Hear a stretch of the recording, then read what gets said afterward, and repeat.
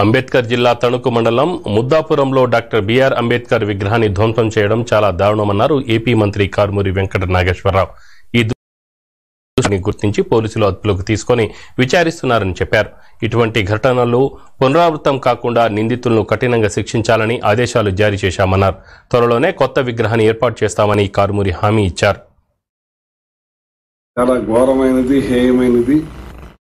దీన్ని బాబాసాహెబ్ అంబేద్కర్ గారు రాసిన రాజ్యాంగం పట్ల మరి నేను ఇవాళ జడ్పీ చైర్మన్ అయినా, ఎమ్మెల్యే అయినా, మరి మంత్రినైనా ఆయన రాసిన రాజ్యాంగం పట్లే అటువంటి బాబాసాహెబ్ అంబేద్కర్ గారి విగ్రహాన్ని ధ్వంసం చేయటం చాలా బాధాకరం. అధికారిని వెంటనే అలర్ట్ చేయటం జరిగింది. నేను వైజాగ్లో ఉండటం వల్ల మరి వెంటనే 3-4 గంటల్లోనే ఆ దోషుల్ని పట్టుకోవటం జరిగింది. వాళ్ళ మీద ఇంట్రాక్షన్ చేస్తున్నారు. ఎవరు ఎంతటి వాళ్ళనైనా సరే ఉపేక్షించేది లేదు. కఠినమైన చర్యలు తీసుకోవాలని చెప్పి ఆదేశించటమైనది.